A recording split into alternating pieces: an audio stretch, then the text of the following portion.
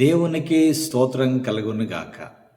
క్రీస్తునందు ప్రియమైన యేసుతో ఏకాంత సమయం క్వైట్ టైం కార్యక్రమ వీక్షకులందరికీ ప్రభువైన యేసుక్రీస్తు నామం పేరిట విజన్ క్యూటీ ఫెలోషిప్ తరఫున ప్రత్యేక వందనాలు, శుభాలు తెలియజేస్తూ నేటి ధ్యాన కార్యక్రమానికి మిమ్మల్ని ప్రేమతో ఆహ్వానిస్తున్నాను. ప్రియులారా, దేవుని మహాకృప ద్వారా ఈ 2024 సంవత్సరపు ఆఖరి నెల డిసెంబర్ మాసము 1వ తేదీన ప్రభువును స్తుతించి ఆరాధించుటకు, వాక్య ధ్యానం చేయుటకు అనుగ్రహించబడ్డ సమయాన్ని బట్టి దేవునికి స్తోత్రం. మీరు కూడా మాతో పాటు కలిసి ఈ ధ్యాన భాగంలో పాలుపంచున్నందుకు ప్రత్యేక వందనాలు తెలియజేస్తూ నేటి ధ్యాన భాగాన్ని మనం గమనిస్తే నెహెమ్యా గ్రంథం 10వ అధ్యాయము మొదటి 39 వచనాలు. ప్రియులారా, మీ దగ్గర బైబిల్స్ అందుబాటులో ఉన్నట్లయితే నాతో పాటు బైబిల్ తెరవండి. నేను మీ నిమిత్తము కొన్ని వచనాలు చదివి వినిపించాలని ఆశిస్తున్నాను. పూర్తి లేఖన భాగం నేను చదవకపోయినప్పటికీ ఒక ప్రాముఖ్యమైనటువంటి ఆలోచన నేను చదువుకుంటూ వెళతాను.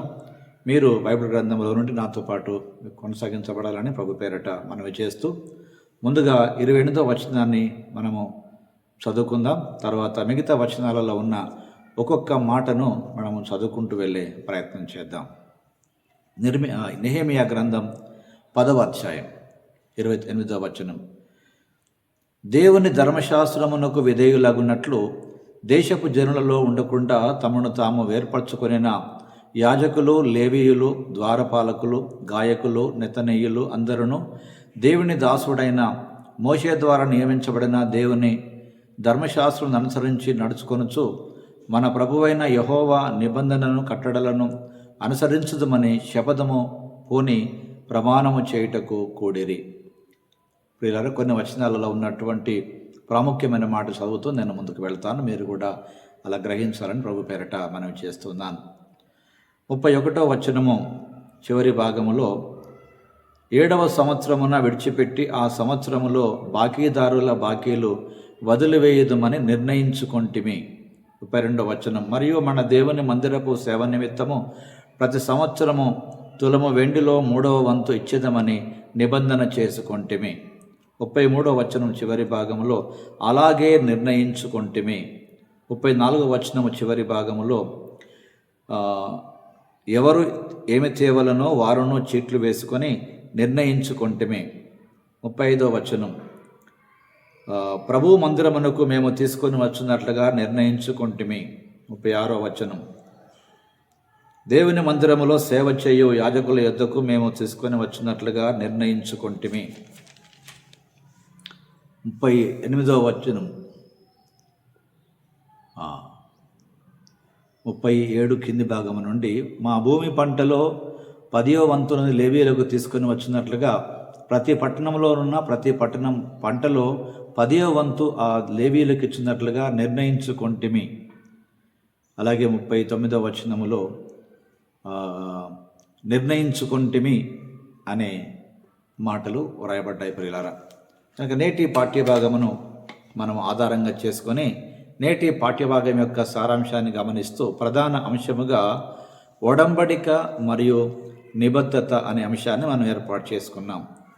లేదా నిబంధన మరియు నిబద్ధత, కవనెంట్ అండ్ కమిట్మెంట్ అనే ఈ అంశమును ఆధారం చేసుకొని నేటి పాఠ్యభాగ సారాంశాన్ని జాగ్రత్తగా మనం గమనించినట్లయితే ప్రజలు, యాజకులు, లేవీయులు, ద్వారపాలకులు, గాయకులు, ఆలయ సేవకులు మరియు పరిపాలకుడగు నెహెమ్యా దేవుని ధర్మశాస్త్రాన్ని పాటించడానికి ఒక నిబంధనపై సంతకం చేశారు. అయితే నిబంధన ఒక నిబద్ధతతో కూడినటువంటి మాటలు ఈ విషయంలో ముగించబడుతున్నాయి. కానీ ఈ మాట గమనించాలి, కేవలం ఒక నిర్ణయాలతో ముగించబడకూడదు, దాన్ని పాటించుతూ ముగించబడుటే ప్రాముఖ్యం. అలాంటి నిబద్ధతతో కూడిన మాటలతో కేవలం అలా ముగియకూడదు, కానీ ఆచరణీయమైనటువంటి దశలకు దారి తీయాలి. యూదా ప్రజలు తమను తాము దారి పట్టించేటువంటి అన్యులతో తమ సంబంధాలను తెచ్చుకోవాలని, సబాతును పరిశుద్ధంగా ఆచరించాలని, ప్రతి 7వ సంవత్సరము తమ పొరుగువారి అప్పులను రద్దు చేయాలని, ఇలాంటి అనేకమైన నిర్ణయాలు వారు తీసుకున్నారు. అందుకే నిర్ణయించుకుంటేమీ అనే మాట చూస్తున్నాం. ఇవన్నీ ధర్మశాస్త్రానికి అనుగుణంగా వారు త్యాగము చేస్తామని, దేవునికి అర్పణలు అర్పిస్తామని, ఆలయాన్ని నిర్వహించేటువంటి యాజకులు మరియు లేవీలు జీవనోపాధికి బాధ్యత వహిస్తామని కూడా ప్రతిజ్ఞ చేయడం ఈ భాగంలో గమనిస్తున్నాం ప్రియులారా. కనుక నేటి ధ్యాన భాగంలో నుండి ప్రియులారా మనకు దేవుడు నేర్పించే పాఠాన్ని మనం గమనించినట్లయితే నాయకులు పశ్చాత్తాపం వైపు మొదటి అడుగు వేశారు. ఆధ్యాత్మిక పునరుద్ధరణ ఇక్కడే ప్రారంభించబడుతుంది. సమాజం దాన్ని అనుసరిస్తుంది ప్రియులారా. నెహెమియా కాలంలో యూదా నాయకులు దేవుని ధర్మశాస్త్రాన్ని పాటిస్తామని ఒక కట్టుదిట్టమైనటువంటి ఒప్పందం చేశారు. అలాగే ప్రజలు కూడా వారిని మాదిని అనుసరించారు. కాబట్టి నాయకులు సమాజ సభ్యులు ఒకరినొకరు నిందించుకుంటూ ఉంటే కార్యం జరగదు. కానీ ప్రతి వ్యక్తి బాధ్యత తీసుకొని విశ్వాసముతో పనిచేసినప్పుడు ప్రియులారా సమాజం యొక్క నిజమైన పునరుద్ధరణ మనం చూడగలుగుతాం, అనుభవించగలుగుతాం. ప్రియులారా నేటి ధ్యాన భాగంలో పాల్పొందుతున్న ప్రియ సహోదరి సహోదరుడా, నీ జీవితంలో కూడా కేవలము ఒక నిర్ణయాలు తీసుకోవడం సరిపోదు. ఆ నిర్ణయాలకు తగినట్టుగా ప్రవర్తించడము, కార్యరూపము దాల్చడం, ఆ నిబద్ధత రెండు కలిసి వెళ్ళాలి. ప్రియులారా ఈ కమిట్మెంట్ అండ్ కవనెంట్ కలిసి వెళ్ళాలి. నిబంధన మరియు నిబద్ధత. దేవుని పట్ల నిజమైన మక్కువతో ప్రతిరోజు తీసుకునేటువంటి చర్యలకు ఈ విషయాలు దారితీస్తుంటాయి ప్రియులారా. కాబట్టి పశ్చాత్తాపడిన యూదా ప్రజలు దేవుని ధర్మశాస్త్రం యొక్క హృదయాన్ని గ్రహించి సాధ్యమైనంత నమ్మకంగా దాని ప్రకారం జీవించాలని నిర్ణయించుకున్నారు. అందుకే మాటి మాటికి ఆ పదం కనబడుతుంది, మేము నిర్ణయించుకుంటిమి. నేటి ధ్యాన భాగంలో పాల్పొందుతున్న ప్రియ సహోదరి సహోదరుడా, నీవు దేవుని కొరకు ఏమైనా నిర్ణయాలు చేశావా? వాటిని ఎంతవరకు పాటిస్తున్నావో జ్ఞాపకం చేసుకోవాల్సిందిగా ప్రభు పేరిట మీకు ఈ ధ్యాన సమయంలో జ్ఞాపకం చేస్తున్నాం ప్రియులారా. అనేక సందర్భాలలో సంవత్సరాల ముగింపులో నూతన సంవత్సరం కొరకు అనేక తీర్మానం చేస్తుంటాం ప్రియులారా. ఈరోజు దేవుని మహాకృప ద్వారా మనము డిసెంబర్ నెల 1వ తారీఖు వచ్చాం. అనగా ఈ సంవత్సరానికి 11 నెలలు ముగించే ప్రియులారా.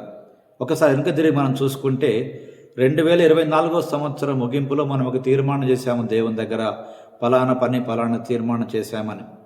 కానీ ప్రియులు ఎంతవరకు వాటిని నెరవేర్చగలిగామో వాక్య వెలుగులో మనము సరిచూసుకోవాల్సినటువంటి వారమై ఉన్నాం. ప్రభు చిత్తమైతే మరలా మనము ఈ నెల ముగించి నూతన సంవత్సరం ప్రవేశించబోతున్నాం.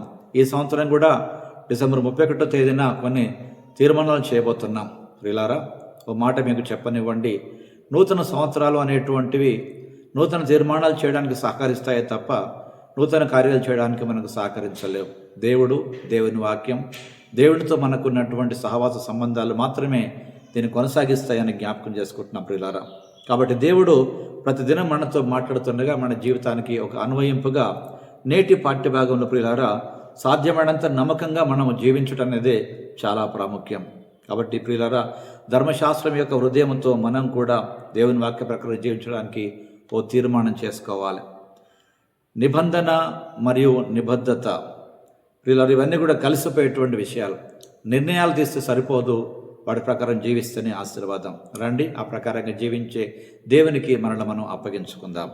ప్రియమైన దేవా, మీరు మాకు అప్పగించిన పనిని మేము నమ్మకంగా ఉండడానికి సహాయం చేయండి. తద్వారా నేను సంఘమును నీ కొరకు నిర్మించట్లో, సంఘ ప్రణాళికలో ముందు సాగిపోట్లో అవన్నీ దోహదపడటకు సహాయం చేయమని క్రీస్తు పేరట ప్రార్థిస్తున్నాం పరమ తండ్రి.